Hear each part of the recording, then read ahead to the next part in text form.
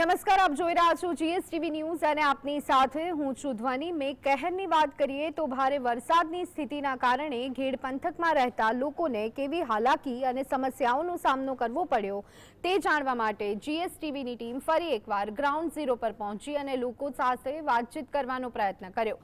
ઘેડ પંથકના સરમા ગામના સરપંચ અને લોકો સાથે એક્સક્લુઝિવ વાત કરી અને સ્થિતિનો તાગ મેળવવાનો પ્રયત્ન કર્યો હતો।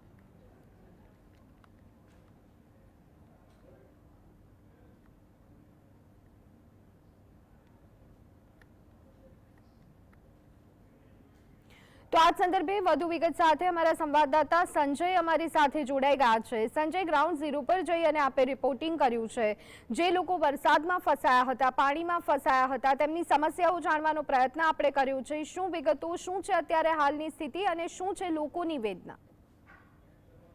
જે જોને હું આપને ચોક્કસથી જણાવવા માંગીશ કે જે રીતે ઘેડ પંથકની વાત કરીએ તો હાલ હજુ પણ હું આપને બતાવવા માંગીશ કે હજુ પણ ઘેડ પંથક છે જે ખાસ કરીને જે ઘેડના સામરડા, સરમા, સાંઢા સહિતના જે અનેક ગામો છે, આપણે આજે સામરડા, સાંઢા અને અનેક જે ઘેડ પંથકના ગામો છે જેમની મુલાકાત લઈ ચૂક્યા છે। આજે પહોંચ્યા છીએ આપણે સરમા ગામે કે જ્યાં સરપંચ જોડે એક્સક્લુઝિવ વાત કરીશું। સરપંચ, શું કહેશો, આજે તમારું જે ગામ છે તે તમામ પાક નિષ્ફળ થયો છે, શું કહેશો? સૌથી પહેલા તો આપણી ચેનલનો આભાર કરીએ છીએ। અમે ઘેડ વિસ્તારમાંથી, મારું નામ સગારકા પોપટ જાદવ છે। છેલ્લા 15 દિવસ જે વરસાદ ઉપરવાસમાં પડ્યો એને કારણે ઓઝત, સાબલી, મથુરથી ઉગાડના પાણી અમારા વિસ્તારમાં ફરી વળ્યા છે। તો મગફળી છે, સોયાબીન છે, જુવાર વગેરે બધું પાક નિષ્ફળ ગયું છે। હજી પણ એમાં ઉભેલો પાક છે ને, ઉગાડમાંથી કેમિકલ આવ્યો એને કારણે વધુ નુકસાન ગયેલ છે। હવે સરકારશ્રી અમારા ગામમાં જે આખો સમૂહ ઘેડ છે એમાં સર્વે માટે કામગીરી માટે જે અધિકારીઓ મોકલ્યા હતા, પણ સરકારને અમારે એટલું જ કહેવાનું છે કે સર્વે કરતા તો અમારા માટે જો સ્પેશિયલ પેકેજ જાહેર કરે ને તો અમારા માટે થોડી ઘણી રાહતની વાત છે। અને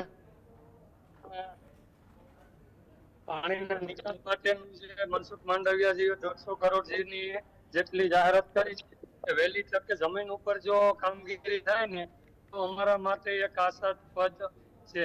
અને એમાં અમારે એટલું કહેવાનું છે કે જે પાતાબારા અને રાજ્ય જે નાના એવા નિકાલ છે ને એની જગ્યાએ આખા બારા મૂકી અને દરિયામાં જે પાણી નીકળતું નથી એને કારણે પરિસ્થિતિ થાય। સરપંચ, ખાસ કરીને લોકોના ઘરમાં પાણી ઘૂસી ગયા, ઘર વખરી કરી ગયા, આ બાબતમાં શું? તો એ જે તમે ઔપચારિક વિચારી શકો છો કે જે 10-10 ફૂટ જેટલું તમે આ પાછળ કેળસેમાં પાણી ભરેલા છે। આજે 15 દિવસથી અમારે ઘરોમાં પાણી ભરેલા છે। તો જે સારો પૂરો પશુધન માટે હતો ને પલળી ગયો છે। તો સરકાર દ્વારા જો આ પશુ માટે કોઈ સારાની વ્યવસ્થા કરે તો પણ અમારે થોડી ઘણી રાહતની વાત થઈ શકે તેમ છે। તો સરપંચ કે જો આપણી સાથે એક્સક્લુઝિવ વાત કરી, આપણે ખેડૂતને પણ મળીશું। શું કહેશો, આજે તમારો જે પાક ફેલ થયો છે શું? મગફળી, સોયાબીન વગેરે। જી સંજય, જી આભાર સંજય, અમારી સાથે જોડાવા બદલ અને સમગ્ર માહિતી આપવા બદલ। તો આ છે માંગરોળની સ્થિતિ કે જ્યાં હજી પણ લોકો હાલાકીનો સામનો કરી રહ્યા છે।